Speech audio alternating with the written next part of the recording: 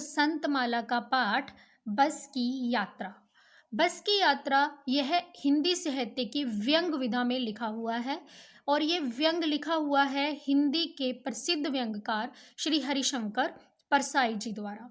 तो आज बस की यात्रा पढ़ने से पहले हम श्री हरिशंकर परसाई जी के बारे में संक्षिप्त थोड़ा जान लेते हैं और व्यंग का क्या अर्थ होता है वो भी जान लेते हैं। श्री हरिशंकर परसाई जी हिंदी के प्रसिद्ध व्यंगकार हैं। उन्होंने अपने लेखन के द्वारा हिंदी साहित्य के अंदर व्यंग को एक अलग स्थान दिलवाया है। उनका जन्म 22 अगस्त 1922 ईस्वी को मध्य प्रदेश में हुआ था और उनके गांव का नाम था जम्मानी। उन्होंने नागपुर विश्वविद्यालय से हिंदी विषय में एमए की परीक्षा उत्तीर्ण की। उन्होंने बहुत सारी पुस्तकें हैं जो लिखी हैं।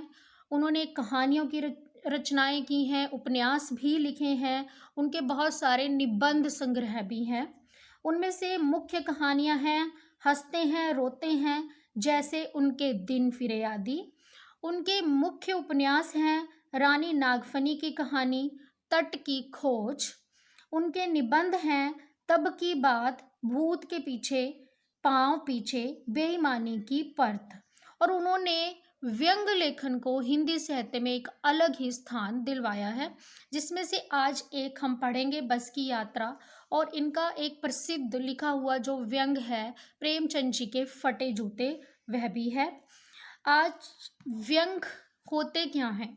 व्यंग एक साहित्य की ऐसी विधा है जिसके अंदर किसी चीज को हंसते हुए, गुदगुदाते हुए, किसी ऐसी समस्या को लोगों के सामने प्रस्तुत कर दिया जाता है, एक गंभीर समस्या को, जो कि हमें हंसाते भी हैं, गुदगुदाते भी हैं, परंतु उसके अंदर, उसके पीछे कोई ना कोई एक कारण होता है, कोई ना कोई एक बड़ी समस्या है जो वो छिपी हुई होती है। तो यहाँ पर हम शुरू करते हैं हमारा आज का व्यंग, जो कि है बस की यात्रा। यहाँ पर लेखक ने स्वयं को माध्यम बनाया है इस व्यंग को समझाने के लिए। हम 5 मित्रों ने तय किया कि शाम 4 बजे की बस से चलें। पन्ना से इसी कंपनी की बस सतना के लिए घंटे भर बाद मिलती है, जो जबलपुर की ट्रेन मिला देती है। सुबह घर पहुंच जाएंगे। अब 4 दोस्त यानी कि लेखक और उनके चारों दोस्तों ने डिसाइड किया ये कि हम 4 बजे की शाम की बस से चलते हैं। हम में 2 सुबह काम पर हाजिर होना था, इसलिए वापसी का यही रास्ता अपनाना जरूरी था। लोगों ने सलाह दी कि समझदार आदमी इस शाम वाली बस से सफ़र नहीं करते। क्या रास्ते में डाकू मिलते हैं? नहीं, बस डाकिन है। अब यहाँ पर लोगों ने उनको सलाह दी, उन चारों दोस्तों को, कि इस शाम वाली बस में यात्रा नहीं करनी चाहिए।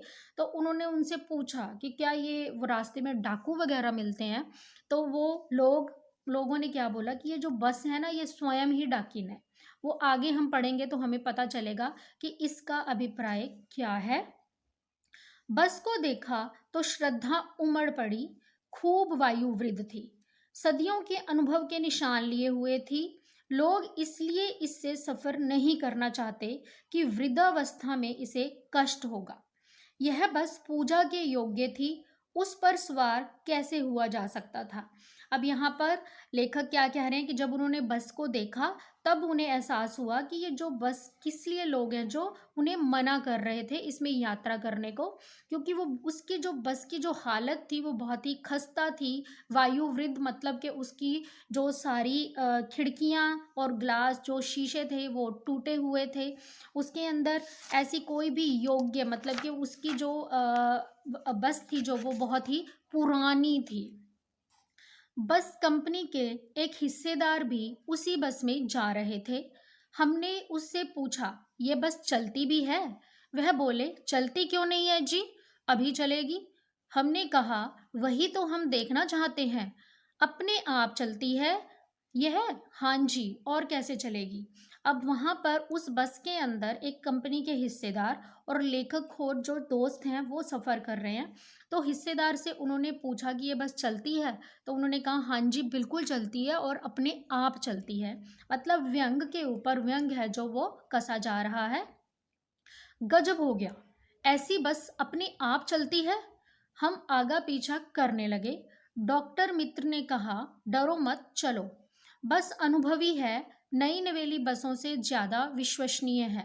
अब वो जो बस थी इतनी पुरानी थी, उसकी हालत इतनी खस्ता थी कि उसको देखकर एक डॉक्टर मित्र ने कहा कि जो पुरानी है, ये पुरानी है तो ये हमें पहुंचाएगी ज़रूर हमारी जगह तक, क्योंकि ये अनुभवी है।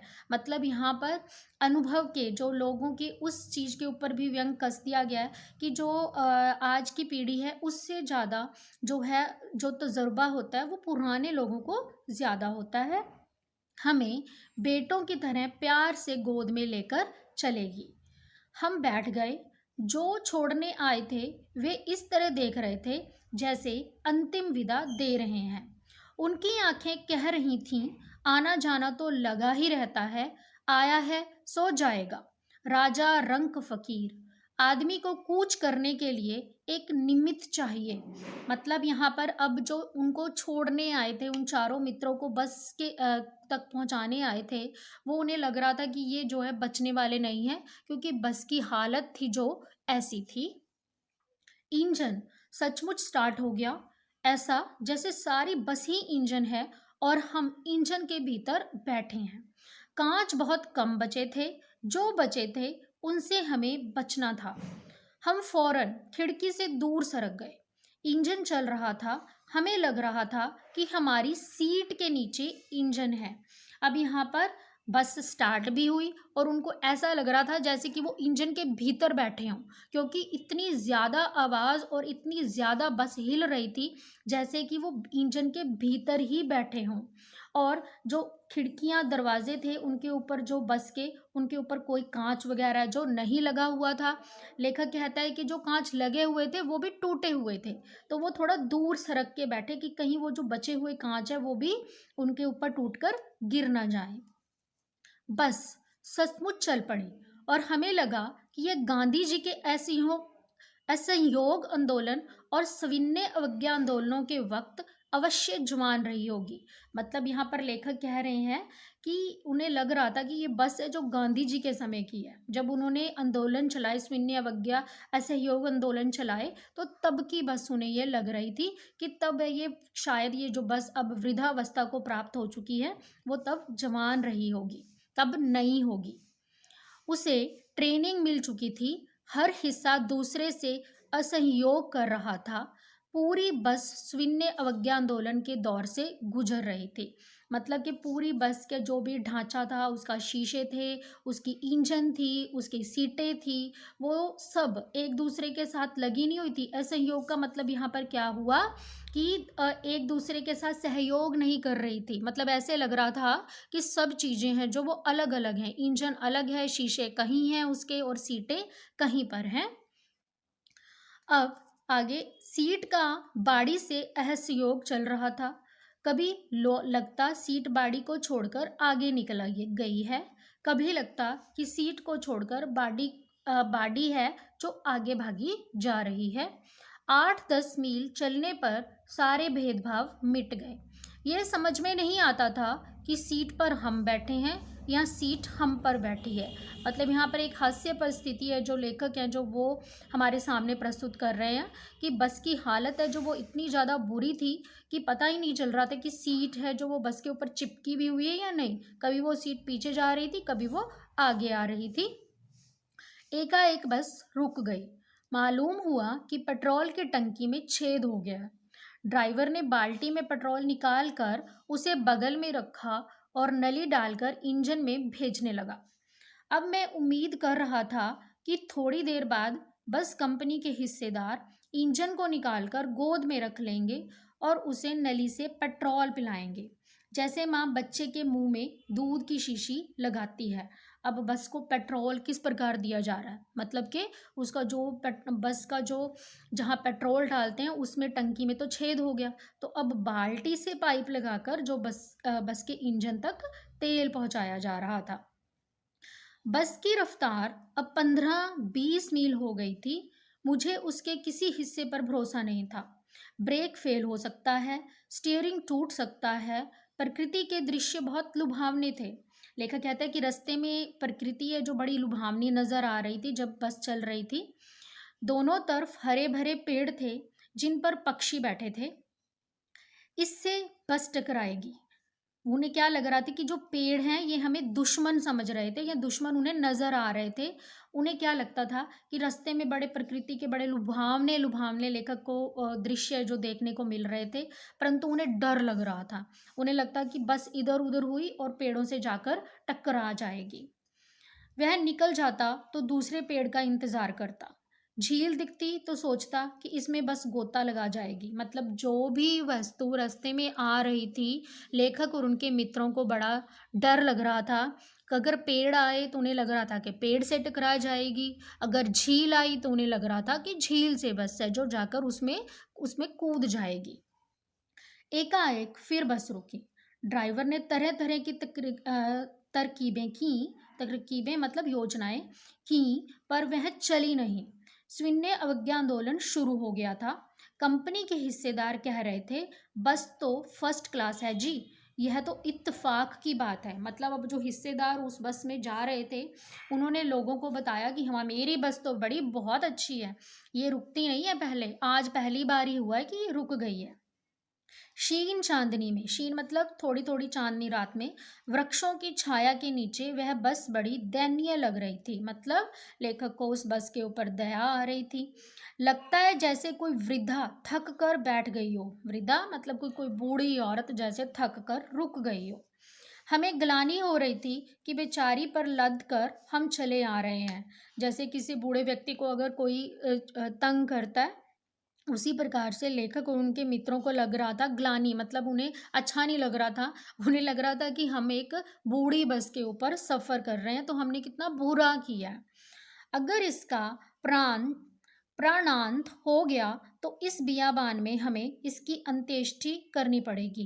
प्राणांत मतलब अगर वो मर जाएगी, बस मतलब अगर ख़त्म हो जाएगी, उसके प्राण निकल जाएंगे, तो उसका जो लेखक है वो कहता है कि ऐसी खस्ता हालत थी उस बस की कि उन्हें लग रहा था कि उसके प्राण मतलब वो यहीं ख़त्म हो जाएगी और उसकी अंत्येष्टि मतलब उसकी अंतिम क्रिया भी हमें यहीं पर करनी पड़ेगी।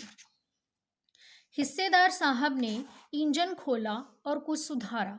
बस आगे चली। उसकी चाल और कम हो गई थी।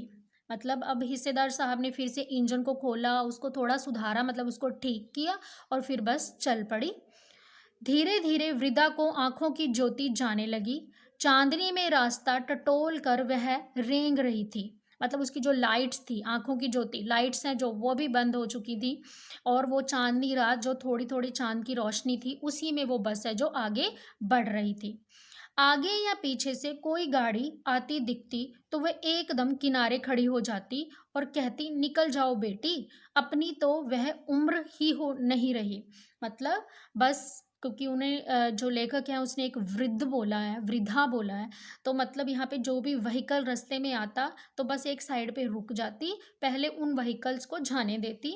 तो यहाँ पर लेखक एक व्यंग उन्होंने कसा उस बस के ऊपर कि उसकी उम्र नहीं रही। मतलब कि जो वृद्ध व्यक्ति होते हैं, जब जवान कोई होता है तो उनको पता चल जाता है कि हम इनका मुकाबला नहीं कर सकते हैं। तो उसी चीज़ को यहाँ पर लेखक ने दिखाया है। एक पुलिया के ऊपर पहुंचे ही थे कि एक टायर फिस करके बैठ गया। पुलिया मतलब एक छोटा सा पुल आया और एक टायर है जो बस का वो पंक्चर हो गया। वह बहुत जोर से हिलकर थम गई, रुक गई अब बस। अगर स्पीड में होती तो उछल कर नाले में गिर जाती। मैंने उस कंपनी के हिस्सेदार की तरफ पहली बार श्रद्धा भाव से देखा। वह टायरों की हालत जानते हैं, फिर भी जान हथेली पर लेकर इसी बस से सफ़र कर रहे हैं। मतलब उसके जो टायर थे बस के वो इतनी खस्ता हालत वो हो चुके थे, फिर भी उस बस को चलाया जा रहा था उसी टायरों के ऊपर। उत्सर्ग की ऐसी भावना दुर्लभ है। सोचा, इस आदमी के साहस और बलिदान भावना का सही उपयोग नहीं हो रहा है। इसे तो किसी क्रांतिकारी आंदोलन का नेता होना चाहिए।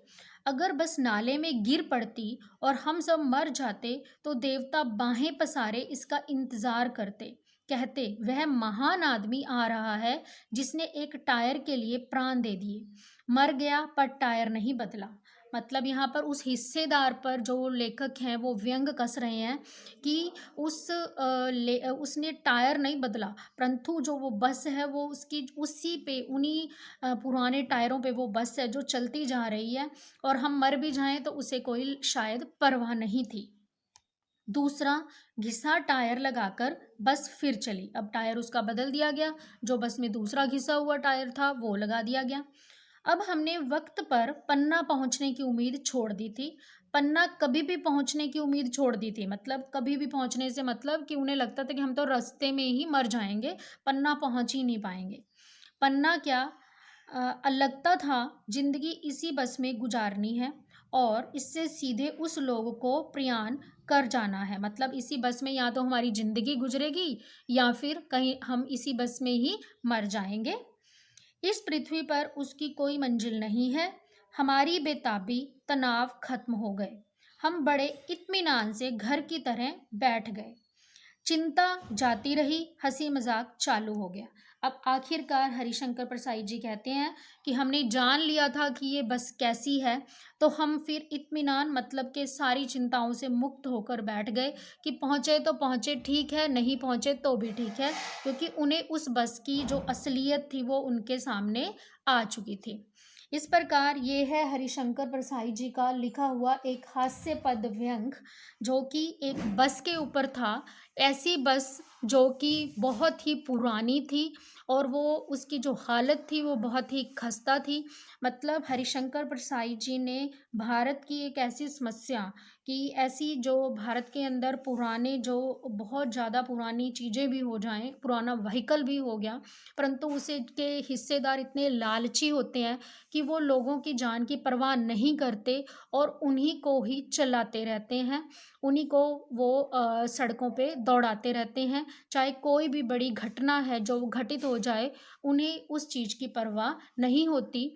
उन्हें केवल अपने पैसा कमाने से मतलब होता है। तो इस प्रकार उन्होंने एक बड़ी समस्या को हमारे सामने इस व्यंग के माध्यम से प्रस्तुत किया है। आशा है आप सबको ये व्यंग है जो अच्छे से समझ में आया होगा और खूब हंसी भी आई होगी। आप मेरी बाकी वीडियो के आने वाली वीडियो देखने के लिए मेरे चैनल को सब्सक्राइब कर लें, और पहले जो वीडियोस बन चुकी हैं ध्वनि पर लाख की चूड़ियाँ, वो भी ज़रूर देखें। और इस पाठ को, इस व्यंग को समझने के लिए इस वीडियो को अंत तक देखना। धन्यवाद।